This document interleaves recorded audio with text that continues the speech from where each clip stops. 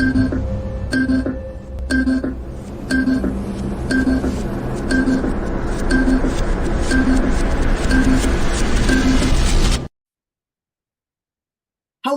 and happy Monday. So, one, I want to thank everyone who has sent some well wishes. I have been sick with a respiratory infection and an ear infection for 2 weeks. I went to a conference where there were small children at the conference, and unfortunately, as we all know, children happen to be germ factories, and I caught what was going around. So, I'm just now getting back on my feet, and so I want to thank everyone for those well wishes. With that being said, we've got questions. So let's jump right into those. All right, let me pull up the first question. The first question comes from James, and James says, I've been getting this question a lot, and I'm not quite sure what to do with it. And I hope you are feeling better. Thank you, James. I am feeling better. And let's see, what's the question?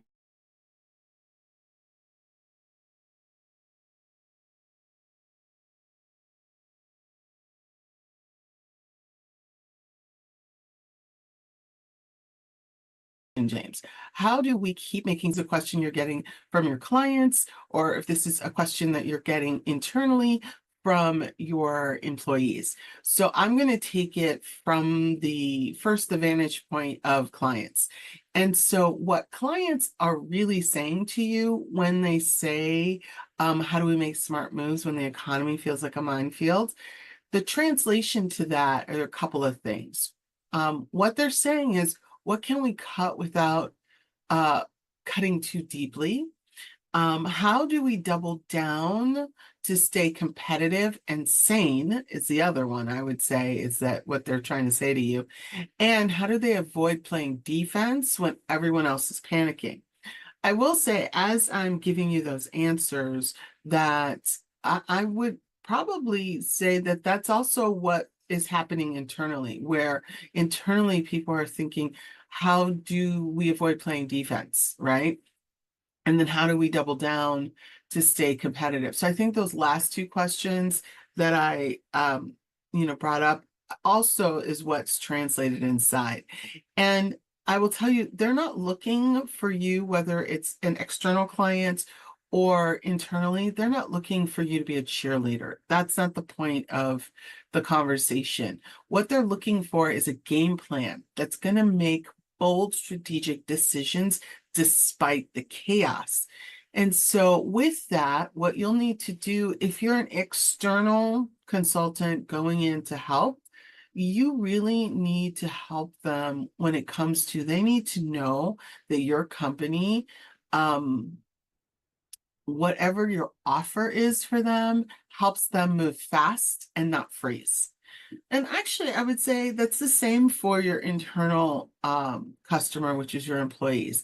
They need to know that what you are proposing is something that's going to help them move fast and not really freeze.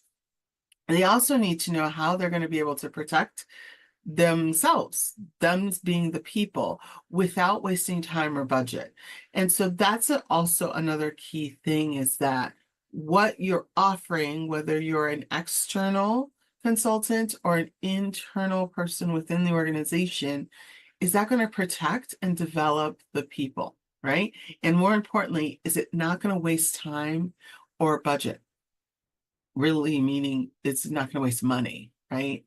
And then I think that the other thing that people are looking for is, can this help our teams think for themselves? Now, I will tell you, I say that because that's basically what we do. We focus on critical thinking skills. And because we focus on critical thinking skills, I see everything through that lens. And so with that, I would imagine that when we talk to people, not imagine, but in reality, what we do, when we talk to people, we talk to them through the lens of, how do we help their teams think for themselves so they're not constantly in reactive mode? That's really the point of that. And so, James, I hope that answers your question. I mean, basically, to kind of sum this up, businesses are resilient. But it's not theater, right? And a lot of times recently, things have been theater. And what people are looking for is resiliency.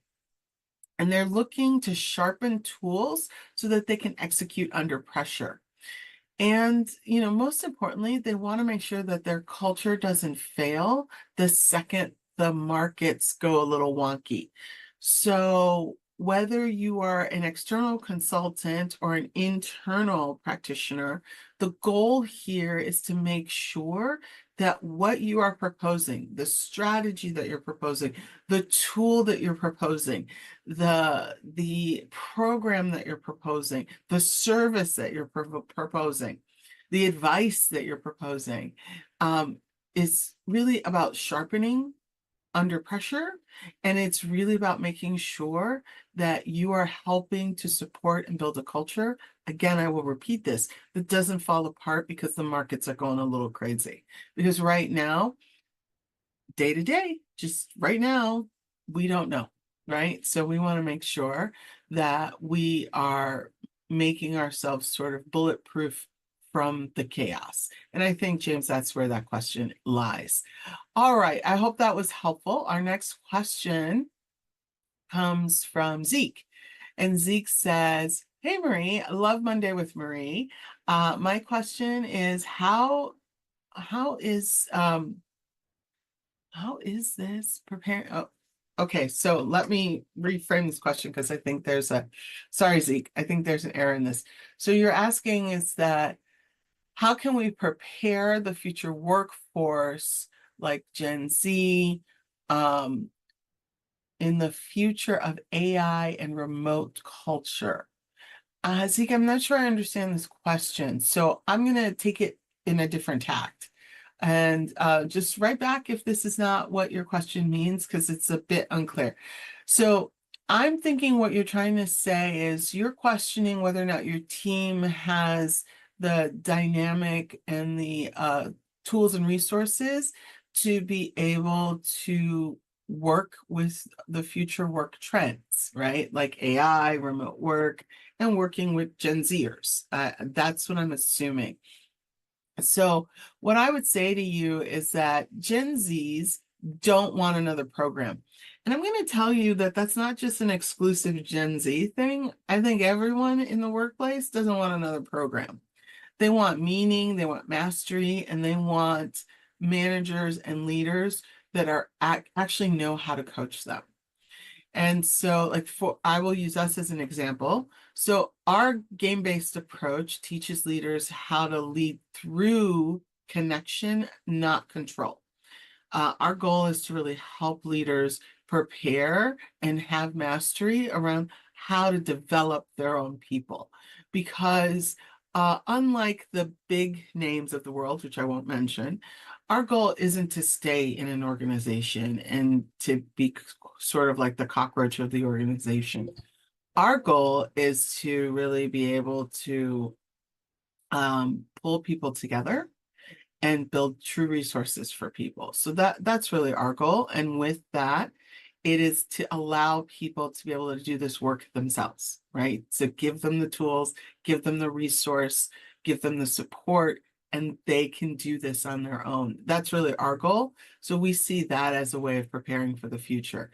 The other thing is I know people are afraid of AI. I mean, last night I watched John Oliver do a whole thing about AI's slush and or slop, I think it's called. I apologize.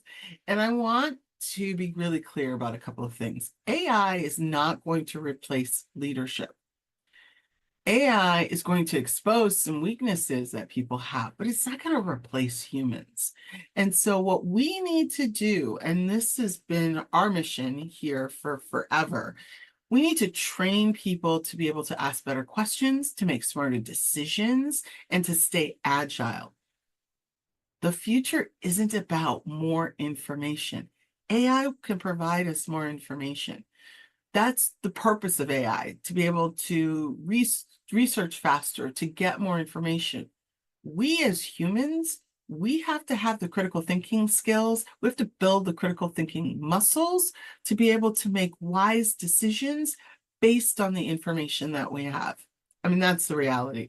And I think your last point around remote and hybrid, people struggle with this because the truth is people are productive when they are remote and hybrid.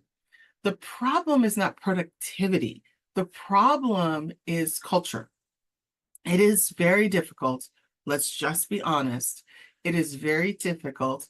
It it requires a different muscle to be able to help people foster trust and foster ability to work together and build a culture together across multiple time zones. That is the reality. Can it be done? 100% yes, it can be. But it is a struggle. It is difficult. I'm not going to sugarcoat it. It takes time. It takes real tools and frameworks to build high impact meetings, to hold people accountable without actually being physically in the same room with them. It's how do you build that trust? How do you build a connection with people when you are across time zones? Not only can it be done, and it can be done successfully, the key here is making sure that you're doing it in a way that honors the people that are part of that process. All right. Well, I hope that helps, Zeke. Zeke, if I didn't answer the question in the right way, do me a big, big favor. Write in the comments what it is or send me a DM, but let me know. I apologize if I misread the question or if it was unclear. With that, I will say it has been wonderful. And I'm happy to be back, and I will see you next Monday, same time.